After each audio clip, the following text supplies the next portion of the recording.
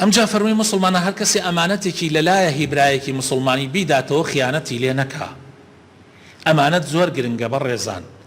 ئەمە ئەمانەتێک ئەگەر تۆ ملیۆنێ دینارت خسبێتە لای من و توتت با بە ئەمانەت لات بێ زۆر گرنگە. پێغەمبەری خوا صلی الله علیه و سلم لەو شوێنە ئەفەرمێ بی دەرەوە، بی دەرەوە، دوای محاسبە لەسەری ئەکرێی، زوو بی دەرەوە، خیانەتی تیا مەکە. ئەی ئەگەر ئەمانەتی وڵاتێک کەوتە ژێر دەست، ئەمانەتی ملەتێک کەوتە ژێر دەست، ئەی کاربەدەستان لە بچووکتانەوە تا گەورەکانتان، لە مدیرناحێتانەوە تا قایمقامتان، تا محافظتان، تا وەزیرتان، تا سەرەوەتان، ئەمانەتی ئەو هەموو عالەمەتان لایە بیدەنەوە، بیگەێنە شوێنی خۆی، وەکو پێویست بیگەێنە شوێنی خۆی.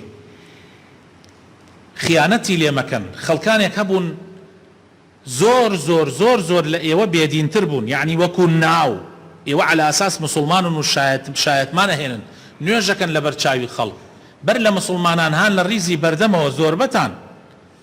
باسی کاربەدەستەکانەکەم، باسی مەسئولەکانەکەم، زۆربەیان هان لە بەردەمەوە، لە ڕۆژی نوێژی جەژنا محافظت ئەتی ها لە بەردەمەوە، قایمقام تەبینی ها لە بەردەمەوە،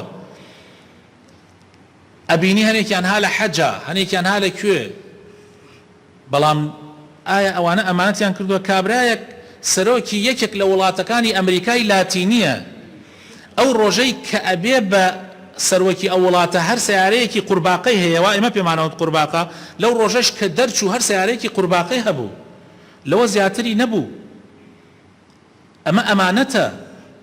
ئیمامی عومەر ئەی فەرموو هەر کەسێک هەرچی هەیە ئەو ڕۆژەی کە ئەیکەم بەکار بەدەست چی هەیە، ئەو ڕۆژەی کە واز ئەهێنێ و خواحافیزی ئەکە، ئەگەر یەک دیرهەمێکی زیایی کردبێ ئەبێت جوابی پێبێ لەکوێ هێنای، من ئەینە لەکە هذا. ئەمە ئەمانەتی مسلمانانە، ئەمانەتی هەموو خەڵکە. کاربەدەستان ئەبێ وەڵام حازرکەنەوە. کاربەدەستان ئەزانی بۆ پیانەوترێ مەسئول، ئەزانن خوای تعالی لە قورئان ئەفەرمێ وەقیفوهم ئینەهم مەسئولون. ئەفەرمێن لە قیامەتە پیان ئەوترێ ئەوانە ڕایان بگرن، ڕایان بگرن، ئینەهم مەسئولون.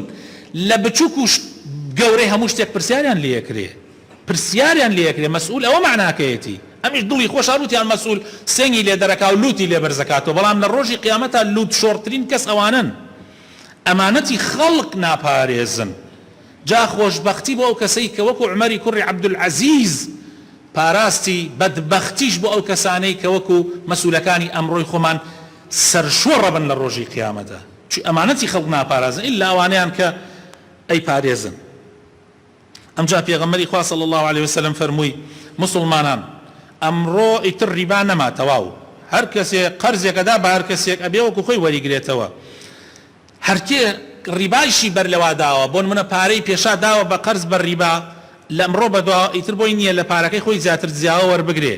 و یەکەم ڕیبایەکیش کە ئەبێ بخرێتە ژێر پێی من ئیتر وەرناگیرە، هی عەباس ئیمامەمە تەواوت. پێغەمبەر صلی الله علیه وسلم لە خۆیەوە دەست پێکا، لە بنەماڵەکەیەوە دەستی پێکا، لە خزمەکانیەوە دەستی پێکا.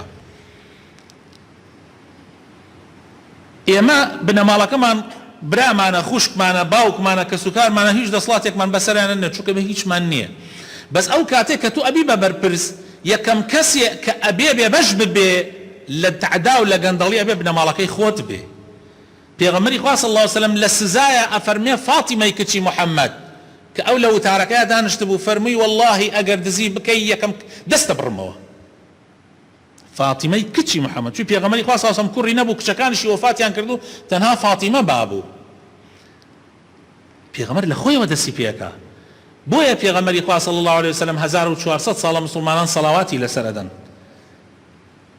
1400 ساڵە عالم شەیدای محەممەدە صلی الله علیه وسلم، چوی بە عەمەلی دەستی پێکرد، یعنی بە عەمەلی. بەڵام کاربەدەستانی ئێستا بۆ کاتێک ئەمرن خەڵک تفیان لێەکە، خەڵک لەعنەتیان لێەکە، چونکە بە پارەیەکی دزی زۆرەوە دەرەچن. کابرا دیت خۆ چیانیان پیا کردەوە، ئەوە مەعەمەر قەزافیە، ئەوە نازانم کێیەوە کێ ناوەکانە، وەڵڵاهی هەر قەسەم بخوا خوا ئەگەدارە بێتاقەتم لەوتنی ناوەکانیشیان.